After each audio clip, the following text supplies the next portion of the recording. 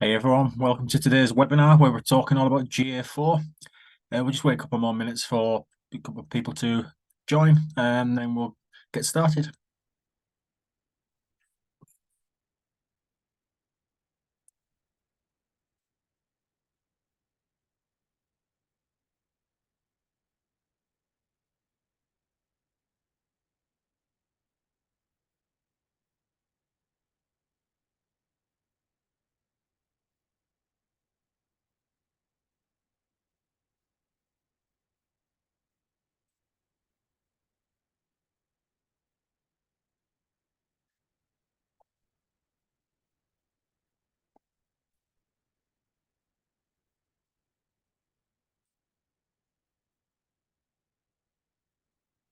Right, let's get started then. Now we've got a few more people here. So today we've got Tom Berridge, who's the head of paid media at 43 Clicks North, talking about probably the hottest topic in marketing over the last 12, 18 months.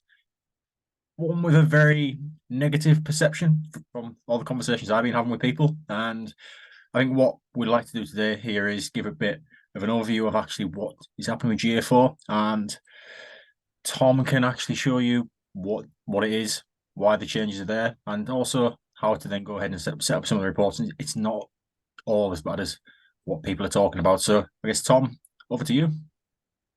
Cheers, Andy. Yeah, that's essentially what this session's about, really. As the title suggests, getting familiar with GA4. So what we're going to be looking at is sort of how GA4 collects data, how you can interpret that, how you can build reports and dive deep into that data just to try and understand it a little bit better, but also try and suppose get rid of GA4's bad rep a little bit. I'm very much the GA4 advocate in our agency. I'm sure there's one in every agency or company, and hopefully that's you, the attendees today. So we'll dive into it. But as a bit of a preamble, Sorry, the most Tom, significant change. just before we go, Joanne, I can see you got your hand up there. Oh. Oh, hands down. Anyway, Tom, back to you. If you've got any questions, anyone, please do just put a message in the chat, and we'll pick it up as we go on. Cool. Thank you. Yeah, so the most significant change really with GA4 is how it collects and structures the data in comparison to Universal Analytics. That's sort of the biggest talking point is, data discrepancies and where that data comes from, how it's attributed, that's everything. So the GA4 measurement model is more flexible than UA. Really, it's more robust. It does come with better visualizations and reporting snapshots as well. But I suppose you've got to go into GA4 with a new way of thinking. The reporting functions that you can set up are super customizable. So you can use that to share a consistent view of reporting across your entire business, essentially. And you can create custom reports that are more user journey focused. But there is also the option to explore and dive a little bit deeper into the reporting, into the data that you need, essentially, day to day, month to month, whatever that is. And depending on what your goal is, there's always almost a more straightforward way to get the answer out of GA4 rather than trying to recreate your UA reports that you may have been used to before. And UA used a measurement model which was based more on sessions and page views, whereas GA4, every user interaction is an event, essentially. So it's much more around the user and the actions that they're taking on site, the engagements that they're having, like page views and conversions and clicks and things like that. And it measures user engagement in a cross-channel data-driven attribution way. So, there's a few Google buzzwords there in terms of cross-channel and data-driven, but it's all around how the credit to each one of those events is attributed across your channels within GA4. So it's much more user-centric as a view, rather than looking at pages that were viewed or the amount of sessions and things like that. And speaking of sessions and users, you've probably noticed and have probably queried quite often the data discrepancies in GA4 compared to UA. And it's crucial to understand that GA4 the change in the way that it collects that data and the way that it models it is completely different to UA. So it's focused on the data really, and the output of that data is focused on increasing the effectiveness of being able to analyze that data and minimize any irrelevant information within that data.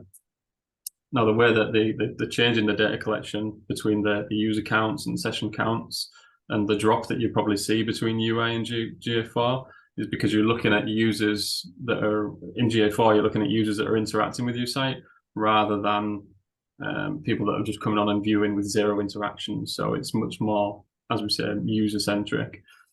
And Google have sort of had a comment on this as well. So they've said that it's not unusual to see page view discrepancies of up to 10% and user and session related discrepancies of up to 20% between the two platforms.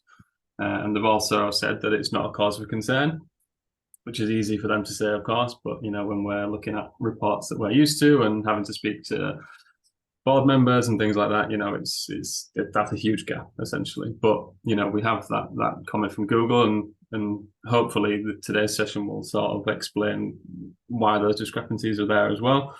But the metrics, you know, they use different definitions essentially, which can also vary from business to business. So you're going to see those discrepancies; they're not going to go away. So it's something that you're going to have to, you know, get on board with really.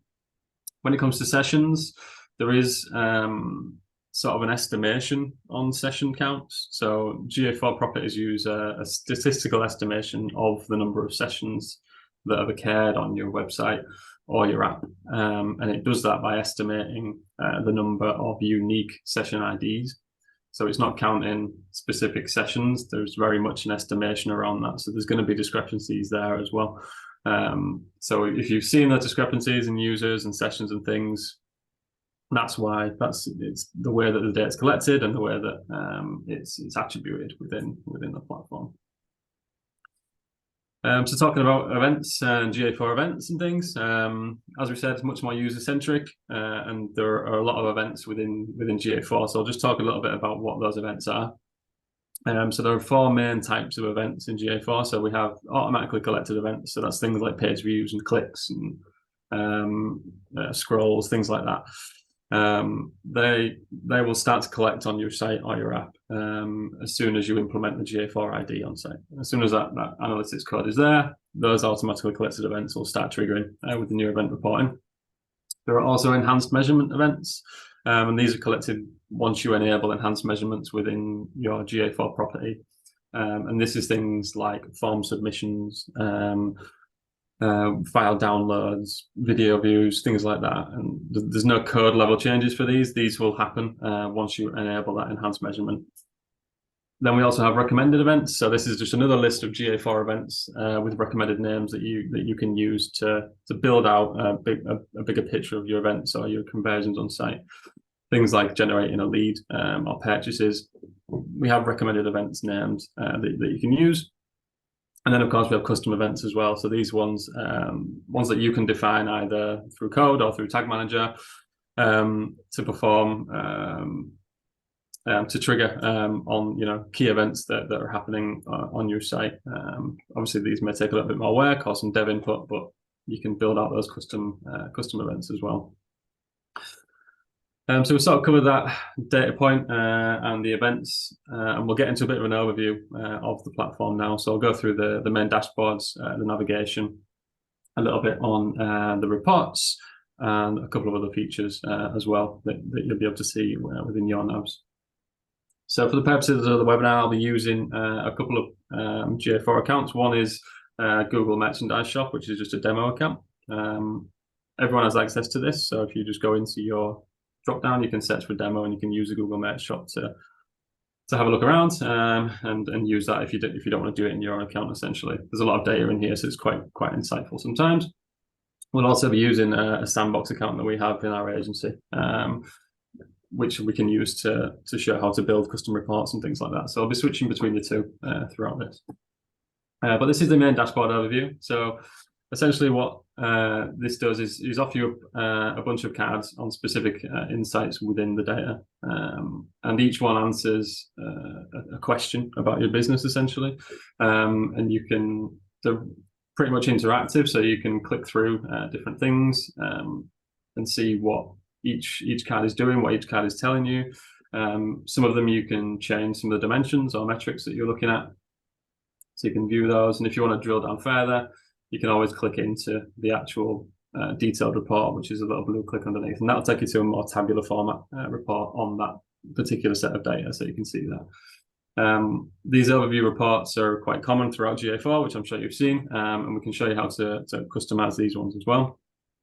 Before we do that, we'll just go into the navigation. So obviously we're on the home page. We're going to reports first. It'll default to your reports snapshot, which is very similar to the main overview page, but this one's customizable. And once you start making your own overview reports as well, which we'll show later, you can set those as your default report snapshot. So you can customize this reporting snapshot to whatever extent you need to. And again, that's more about having that consistent view across your business. So whenever someone comes into the GA4 platform, this report snapshot is what everyone will see. It'll be exactly the same. It's your own internal dashboard, essentially. And again, it's a similar sort of setup to the main overview. We then have real-time reporting. So real-time reporting was available in Universal as well, but GA4 is much more advanced. Obviously, it gives you a lot more insight into the event and parameter level of granularity. So things like event counts down here, where you can drill into those events that we spoke about and the parameters within those. And like you were, it's a really powerful feature, but there's some AI capabilities with GA4 as well. So essentially what it does is level up that real-time reporting, essentially. And like I said, it's more interactive, there's more visuals within there, and it gives you an immediate snapshot of your data using these cards that you can utilize.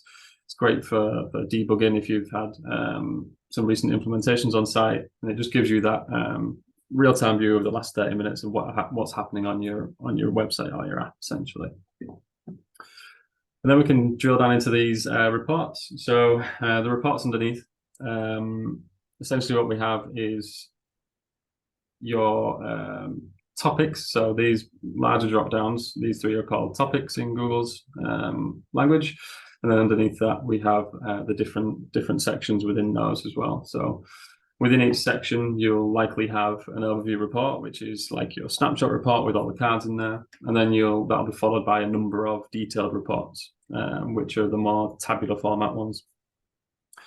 In terms of reporting in general, on a more broader level, there's two main types of reports, really. So we've got standard reports in GA4, which are all your pre-built reports, which are all these ones that you will have as standard within your property. All the cards and tables that can be used to quickly identify any user trends or anomalies and things like that. And then we have something else which is called explorations. We'll go into the reports in a little bit more detail, but the explorations tab is essentially a section that gives you more advanced techniques to go beyond those standard reports and answer more complex questions about your business and about that data. And you can use it to create a more in-depth view of certain things and certain reports that you may have been used to in UA as well.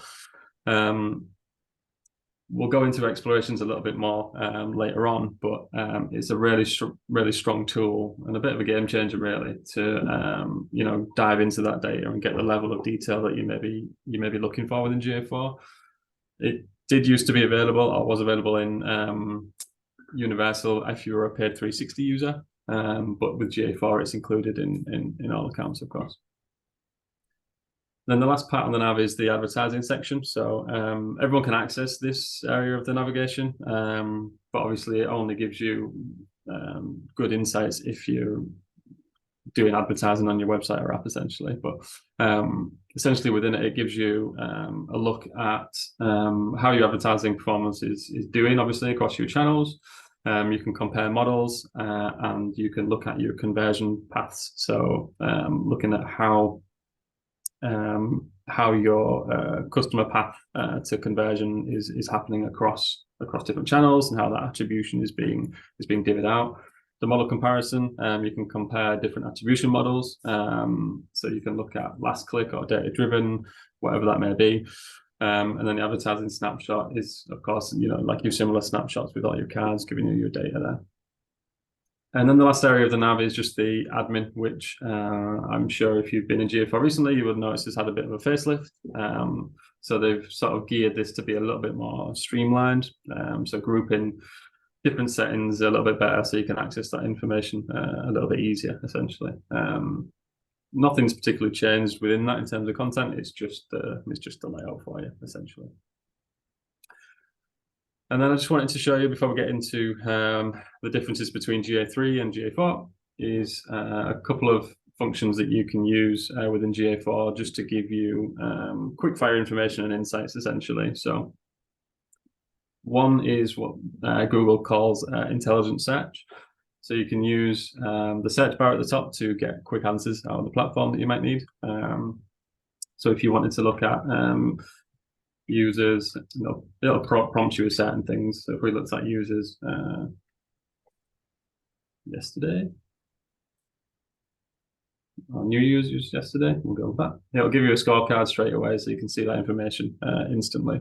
You can do that with sort of any dimension of metric, really. So ask it any question, and then it'll come up with that for you. So you can play around with that, and then it'll also give you recommended reports to start diving into. So you can look into a report and see a bit more information based on where it's got that result from. And then the other thing that I wanted to show was a thing called Insights in GA4, which you may or may not have looked at already. But Insights essentially are basically identifying patterns and trends within your data, what GA4 is doing. So they tend to pop up in these snapshot reports in these cards here, like these insights. So revenue was this, revenue was that. And you can click into these and it'll go into a little bit more detail through a right-hand bar. So you can give a little bit more detail here, and you can say whether it is positive or negative, and it will learn from that and give you more insights or less insights. You can also go to this suggested question option, and you can look at common questions or common insights that you can review.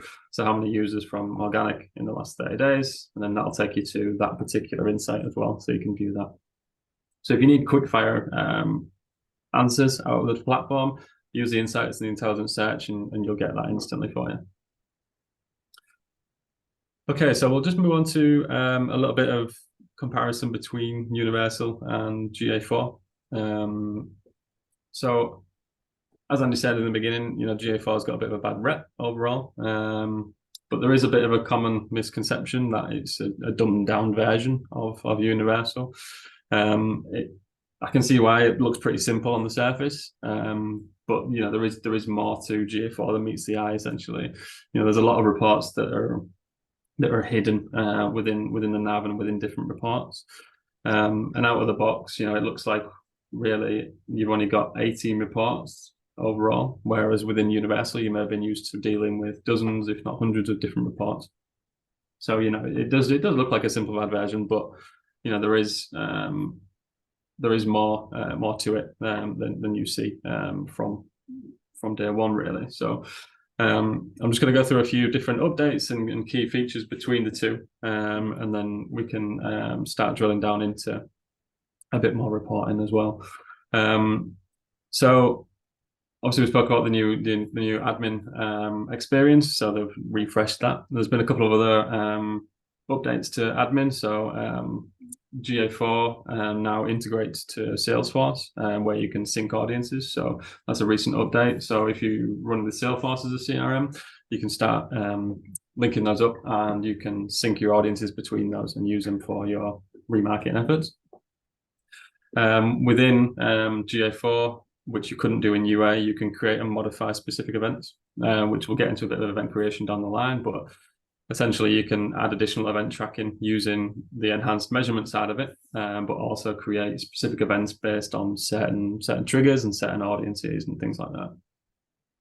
Another function between the two is that you can control user access at property level. So if you had users that you didn't want to see certain information, like revenue data, for example, or cost data, you can hide that from those particular users. So a function that Universal didn't have, but GA4 does, and can be quite a useful one as well. When it comes to reporting features, obviously we've spoken about the benefits of real time between GA4 and UA already. But what GA4 has is a library of reports and what it refers to as collections, which are these collections in here. And these reports are fully customizable, and the nav is fully customizable as well. So you can build out whatever view you need within this nav, using standard reports as templates, but customize them to what data you need. Or you can create new collections on new workspaces, whatever it is you need to do. But essentially, it will be fully customized to you. GA4 also introduces a new concept, which is a relatively new concept, which is user acquisition, which is looking at the first source or medium of a user, that's been observed for that acquired user. So again, that very much user-centric view, and looking at what was the first touch point that drove them to your site or app, and how can we report on that data.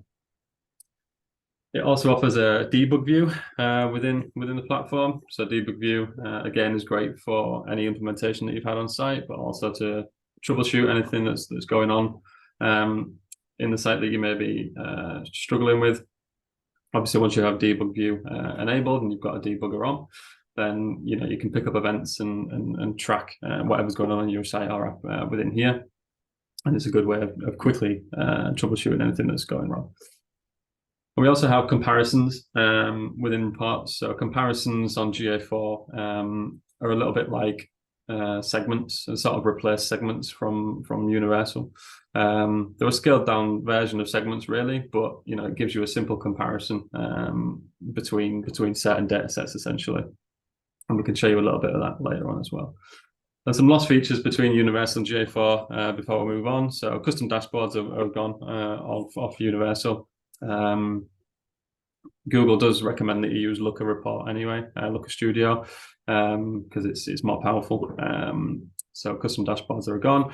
Behavior reporting is pretty much gone as well. So that's things like the new versus returning reports, frequency reports, session quality metrics, like bounce rate, which is a common question that comes up. Bounce rate is still available in GA4, but it's just calculated in a different way, which we'll show you. The flow reports in GA4 are gone as well. So that's looking at, like your pathing report and path analysis and things like that. But they have been sort of replaced by the exploration reports that we'll be showing as well. And then the other two things that have gone are benchmarking reports. They've disappeared from Universal, and the segment library, of course, because that's been replaced by comparisons. Okay, so we'll be getting into reporting soon. I just wanted to go over some recent updates since we last did this webinar, but also in the past couple of weeks, really. So e-commerce, if you're tracking e-commerce on GA4, there's been an update, I think it was a couple of months ago now, to be fair, but there are now 30 new dimensions and metrics that allow you to analyze by products and by attributes in GA4. So it gives you more granular analysis of what's driving online revenue, essentially. For example, you can now track gross purchase revenue as a metric, which will obviously help e-commerce businesses understand sales performance. So that's a really good benefit. And the explorations, which we'll be going through, have also been updated with things like gross item revenue, gross purchase revenue, and refund amount. So it's given us more data to work with from an e-commerce point of view, which is an excellent step in the right direction. We have an audience builder within GA4 now, so you can build out your own audiences, which was always there in Universal, of course, but the dimensions that are available in those audiences have now increased significantly. So you can get a lot more granular with those audiences. Conversions, which is one of Google's favorite words, will likely be changing to key events. So it's still a conversion, but there's going to be a name change from conversions to key events. So that's just one to bear in mind for when that does happen. You can, obviously, explorations will be going through, apologies. And there's also what you call filters in reporting. So essentially, So with Universal, you had your account, you had your properties, and then you had your views to sort of segment your data that you needed. You obviously don't have views in GA4, but what you can do is add filters in a similar way that you added segments in Universal. And adding filters is essentially a way around that viewpoint, essentially. So you can open your report that you have. You can either add a filter manually here, but it won't save that as you're moving along. But you can pick a specific filter. So you wanted to look at the default channel group, and we want that to be, say, organic search. So we can apply that, and that's going to create a filter. And you can use those filters to filter by dimension and create a sort of view that you may have had in your Universal properties. But what you can also do is create it as a standalone report. So if we come into, let's switch to our other account. If you go into one of your reports, you can obviously edit that and customize it how you need to. And we can add a filter there and then create and then save that as a new report. So if we just open up a traffic acquisition report, we'll go for traffic. Then we have the pencil icon. Obviously, we can customize this report up here. And then you can add a filter within this report. So say we wanted to do that same filter again. So we're just looking at organic search. We can apply that filter, and then that'll apply to that report. And then we can either save it to that particular report, or we can save it as a new report. I'd obviously recommend saving this one as a new report. And then you can change the name to organic traffic acquisition. Save that, and then that will be a brand new report that you can use as a type of view. Obviously, you can change the dimensions and metrics how you see fit, but that will give you that sort of filtered view of that data, essentially. It won't crop up in your nav straight away, but we'll show you how to do that and how to add that to your navigation in a little while. Cool. So that's sort of the recent updates, I guess, and a couple of key features. And we want to get into the reporting types, really. So essentially, the reporting types, as we said, it's a simplified version of reporting. We have two main reporting types within the reporting tabs, and that's your overview and your detailed report. So your overview are these card ones. The detailed ones are the more tabular format ones. Now, as we said with Universal, you have a whole range of different reports that are sort of, it's quite granular, and you can click through to each one of those essentially, like your demographic reports, like your tech reports, for example. Whereas with GA4, they're sort of all combined into one report. So if we're looking at the tech report, for example, if we go into tech details, there's actually 10 reports in one, essentially, within tech details. So with Universal, you would have gone into Universal, into the tech report area, and then you would have had device category or browser or OS version, whatever that would have been. Whereas they're actually all within one report in here. So you have your main dimension on the left, but you can select those reports from here, essentially. So exactly the same report. But they're just all in one place. So it's all about streamlining that data. So if we wanted to look at device category, we can go into that one, and then that's going to give us a device category. Then we can add a secondary dimension, as you could with Universal, of any dimension that you want to do, and break it down a little bit further on that point. So if you're sort of missing certain reports, they're likely there, but just hidden in a different way. So just double check that this primary dimension, and they're likely sat in there, because they're just combining those reports all together, essentially.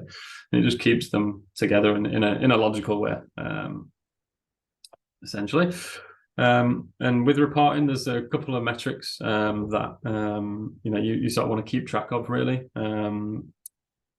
so universal metrics aren't really, or some of them aren't really available like as they were in universal. So things like bounce rate, pages per session, average session duration, those types of ones, they're not really available in GA4. GA4 sort of enters with this engaged session, engagement rate, engaged sessions per user. So engaged sessions is essentially anyone that spends more than 10 seconds on site, views 2 or more pages, or completes an action on site, an event on site. So once that happens, that becomes an engaged session. And engagement rate is essentially the opposite of your bounce rate. So the numbers will differ, obviously, between UA and GA4 because of that engagement metric. Not only counting sessions, but counting the other things, 2 or more page views and events and things like that. And these engaged sessions are, they're supplementary to that bounce rate. And the way that a bounce rate was tracked on Universal is different to how it's tracked on GA4 because of that that engaged session essentially. So you can still add bounce rate as a metric into your tables, into your reports, but it'll just be calculating a little bit differently to Universal just because of the way that data collection works essentially. And another quite big change across the metrics is the introduction of active users. And an active user in GA4 is someone that's had an engaged session or has triggered either a first event, a first open, or a user engagement event on your website or app. So in Universal reports, it reported on total users. And they were shown as users, whilst GA4 shows active users as users in all reports. So just a bit of a caveat on users and those engaged sessions, essentially. Tom, we've got a question from Julie here for you. Yeah. What's the difference between 1 and 2 and 3 and 4 on that report? Where are we looking, so 1, 2, and 3 and 4? Yeah. Do you mean the rows? Is this the right part you're looking at there, Julie? Or she says she's figured it out. Okay, cool. I think you mean if you mean in the rows, but obviously these are just broken down by a secondary dimension. So mobile organic search, whereas 4 is mobile for direct traffic. So just that secondary dimension breaking down that table. If we remove that, it would bring the device categories just down to the singular format, so mobiles and desktop. Cool. Okie doke. Okay, cool. So just a little bit on tracking as well. So tracking generally, speaking about events and conversions with GA4, in most cases is out of the box because of those automated events. And the attribution of those obviously works in that cross-channel data-driven way. As we said, GA4 is a lot more user-centric, so it uses that event and parameter-based tracking rather than sessions and page views.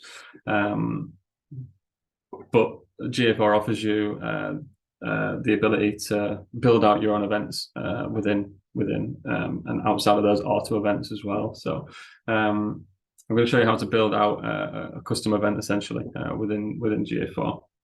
Just to show you how simple it is to start tracking those valuable actions on site. So if we go to the admin panel, we can come in and say on our particular site, we have a submission form that we want to track. We can come into events and we can start tracking that based on a specific trigger. So say that once you completed that form, it landed on a thank you page of some sort. So we can come in and create an event. Go to create at the top right. We'll give it a name. It can be any name for the actual event. Okay. And then you can choose an event parameter. So there'll be a standard list of event parameters in here. If you send any custom event parameters to your site, you'll be able to capture those in here. But for this particular one, we're just going to use page location. Because we know that once we complete a form, it lands on a specific thank you page. So say that page was /thank you. So when the page location equals thank you, then we will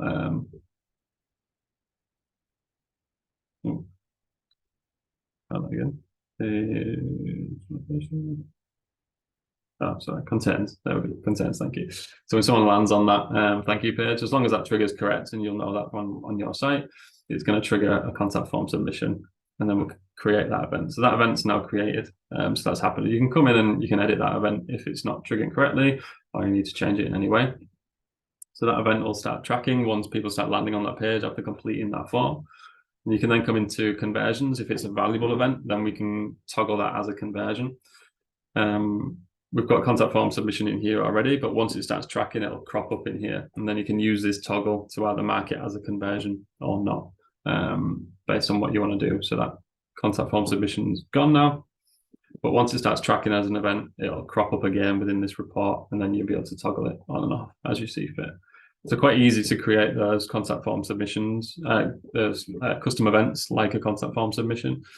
What you do have to bear in mind though is that they automatically created events. Once you enable the enhanced measurement side of it, one of those is a form submit conversion as well. So that form submit will cover automatically any form that's submitted on site. If you want to track specific forms on site, you can use this approach, but just bear in mind that that form submit action will still be tracking as well. And if you need to change that, you can do so in the admin section. So within your enhanced measurement, within your data stream, you can turn certain things off and on if you don't want to be tracking those. So in the data stream enhanced measurement section, you can open the settings in here.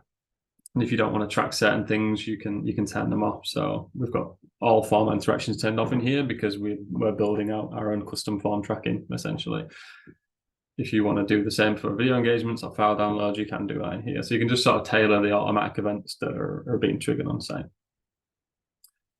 The other thing with conversions as well is that the scope of those conversions has changed. So with GA4, when GA4 was first launched, events were counted once every time, so once per event essentially. So if you had an event that tracked, it would count every single time that was tracked. So if someone came onto your site and submitted a form twice, GA4 would track that as 2 form submissions, whereas Universal would only track that as 1. They've now added a change counting method, so you can come in here and change the counting method of certain events if you want to do that. It still defaults to once per event, but you can come in and change it to once per session if that's relevant, like form submissions, for example. You can save that and then that'll change that for you, just to make sure that you're not getting any data duplication or anything like that. And there's another way that we can also create events or conversions is via audiences. So I mentioned the audience builder earlier. So you can use the audience builder to build out a pool of users based on certain criteria. So we can come in and build an audience. So say we want to create a custom audience, and we want to look at an audience of, say, a mobile audience. So it could be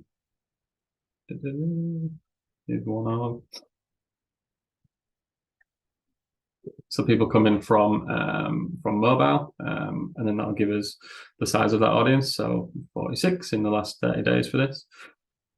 And then we could also add a condition of people who maybe haven't purchased or didn't land on the checkout confirmation page, whatever that may be. Don't think non-purchasers will come up. Okay, so we have a non-purchaser mobile event built out already. And then what that'll do is create that audience for us. So we've got that audience and we can use that audience to inform on our data essentially. But what we can do from here as well is create a trigger, an audience trigger. So if you create a new trigger for this particular audience, you can give it an event name. So in this case, it would be non-purchaser mobile. And every time an audience member joins this audience list, it'll create an event. So you'll be able to track those events and how many people are being added to that list on a given time frame, Just bear in mind that the membership duration is an important point. So within 30 days, so whatever date range you're looking at, it's going to say that's how many people were added to this list in that time frame, not that's how big the audience is currently. So you can use that to create other events as well, and then they'll start tracking as events, and you can start reporting on those in different ways. So just another useful function in terms of the audience builder and creating events off the back of that. Okay, so we're just going to drill down into some key reports then. So looking at the reports that we have, we're just going to show how we can customize those and sort of build the data out in our navigation that we want to build out. So we can go to our reports section, and we can start to look at a customized report. So if we go into quite a popular one, which is the pages and screen report. So this is obviously a detailed report. It's in a table format. We have our dimensions and metrics underneath with the visualizations at the top. And we want to create a report that's specifically for organic in this case. But I also want to add another dimension within there as well that I'm wanting to track. So we can come and customize this report, and we can add another dimension of, let's say, browser. So I want to be tracking browser on this, and we can apply that. So that's been added to these primary dimensions now. So we've got browser within there. You can also change the default dimension that this report lands on. So we can set browser as default if we wanted to, and apply that, and then that'll default to browser every time that we open this report in the future. And then what else we're going to do is we're going to add a filter for this, because we're going to make it for organic. So let's just add the default channel group again of organic search, and we'll apply that. So we're starting to customize this report into the data that we actually want to see. We've got two charts, two visualizations at the top, which you can choose to include or not. So you can just hide those from view if you want, or you can have one, or you can obviously have them both. And there's a couple of other options as well of charts that you can use within that. I'm just going to go with the line chart for now on this one.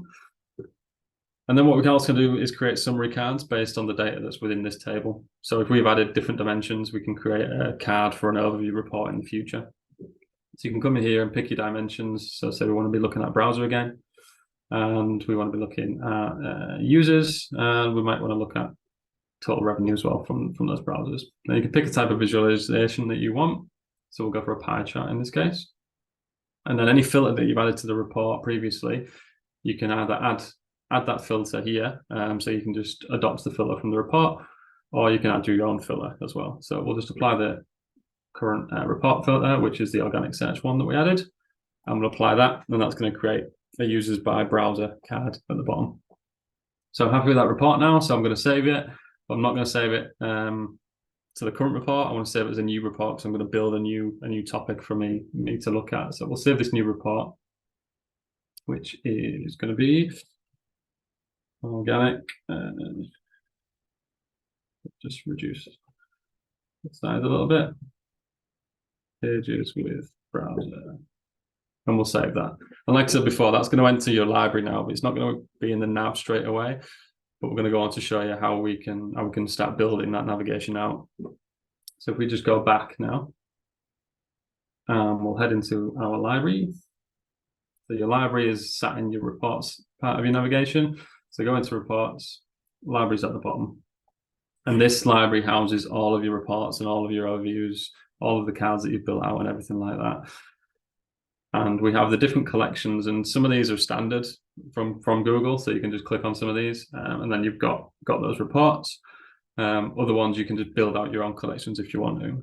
So I've started on a departmental dashboard here, so I'm going to go in and edit this collection. And that report that I've just built out for organic, we're going to scroll down and find that one, which was organic pages with browser, and we can just drag and drop that into the SEO part of this. And then I want to drop a couple of overview reports in CRO and social as well. So we'll just look at CRO, examine user behavior is definitely a relevant one. And then social, we're just going to add a brand awareness overview report within there. And then we can save that collection. So we've built out that collection now. save changes to this current one, and it'll tell you when that's done. So now if we go back, that collection's ready for me to publish to the nav. So I can just hover over the 3 dots on the top right of this collection, click publish, and then that'll crop up in the nav for us to start viewing that information. Sometimes you just have to refresh, so we'll do that.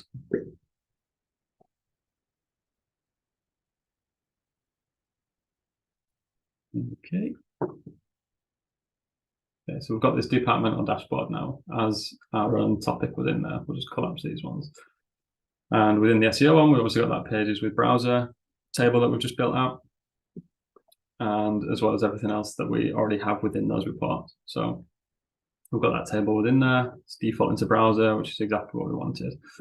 We also created a card when we made that table, so that default session by browser card that we had. We can come to this overview report and we can add that card in here. So if we come to this overview, again, go to the pencil icon to customize that report. And then we can find the card that we want to add. So if we go to add cards, and it'll be sat in here, users by browser. There we go. And we're just going to add that one into the overview report, and it'll pop up under here. And you can obviously, if you want this one to be more prevalent, stick it at the top, move these about, add more cards, whatever you need to, whatever that view you want within that. And then you can save that one as a new report. I wouldn't save it to the current one because the overview reports link to each other. They link to templates. So this one's currently linked to the acquisition overview template. And if you save it to that current one, it'll update all the acquisition overviews. So save it as a new one, which will be organic acquisition report. And then that one will be sat within your nav, and you can start using those cards and viewing that information as well. What we can also do, I want to quickly show you, is just how to add your comparisons. So this is like your segments that were in Universal. So if we go to a detailed report, so we can view these segments, we'll go back to the pages and screen one. And then the top right, you can go to this little icon with the pencil on the chart and just edit comparisons in there. So we can say we wanted to look at users from a specific cohort. So let's say specific country we want to look at, and we'll go for the United States. We'll apply that, and then that's going to add that segment into our current view, what we're looking at. So we've got a segment of UK and a segment of US. And as you navigate through the rest of your navigation, that segment's going to stick, and you can see that segment across the entire reporting view, as long as you have the data to back that up. This sandbox that we have doesn't have a lot of data in it, so there's a bit of thresholding in place, so it won't always come up. But your data on site, you'll be able to see those segments those comparisons as you're sort of navigating through all of your data. And from a reporting point of view, that's pretty much it. To be fair, we've gone through the basics of GA4, how to interpret the data, how to customize those reports. The most important thing is getting this nav bar in a position where you're comfortable with the data that's there, and that everyone has that consistent view across your business. If you want any more information on specific reports, we do have a blog article on our site which highlights the top 10 key reports that you can have a look through. Shows you what's included in those, how to set those up, and you can take a look through those and get a little bit more information on those key reports. Or you can reach out to us, and we can obviously offer some advice or insights when it comes to building out this navigation. And that's it from me, Andy. If there's any questions or anything that's come up whilst we've been going through. Oh, we've got one more question coming from Joanne, waiting for it to come through. But I think whilst we wait for that, I think what this shows to me is, I think Universal Analytics is probably better out of the box. But I think with a bit of time and a bit of setting it up for yourself, it seems like GA4 is a way to get a much deeper level of insight in a quicker way, but it just needs that bit of setup time from yourselves. Definitely, yeah. It's all about the customization and just getting the data in a place that you're happy with internally. Yeah. Pick up. So Joanne would like to know, where can she find stats for a specific piece of content that you would use to find under the behavior section in UA? Yeah, so looking at a specific page or something like that.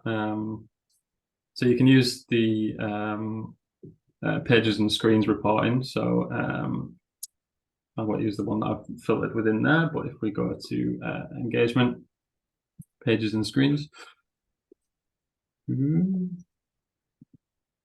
we wanted to look at obviously your page path and screen class comes in here straight away. So if you had a specific page that you wanted to be looking at, say it was the Ellen dog mattress in this case, you can use this search bar at the top to filter the results within that. Just hit enter, and then that'll filter that result for that particular piece, for that particular page, for example. If you want to look at specific events, you may have a custom event tracked on that page as well. Say there was an event of, this isn't a custom event, but just for data purposes, first visit event, you can filter it down on that point of view, and then that'll show you more data based on that event that's been triggered. Page pattern and screen class you can use across other areas of GA4 as well. So if you're looking at landing pages, you can use it as a secondary dimension. You can use it as a secondary dimension across any of your other detailed reports as well. So if you're looking at all events, so looking at purchase events or clicks or scrolls or views, whatever that may be, you can come to a secondary dimension here, add a page path and screen class as a secondary dimension. And then again, we can just use that search box to filter that data. So I think it was Ellen dog bed. We'll just hit that, and then that will show us what's happening for that particular piece of content and the events that have been triggered for that. So we can just sort of filter it down a little bit more there. You can also use the filtering options as well. So if we want to look at filter again, we looked at page path in here. And we're going to say it contains Ellen dog. We'll click apply there, and then that's going to add the filter to the data that we've already got. We can remove that one, and that data will stick. So we've got that filter that's happening across that piece of content. And like I said before, this is a manual filter that you can add here, but if you go into a report and use a custom filter, that'll save on that particular report as well. So you could come in and say you wanted this page as a regular report that you always want to see.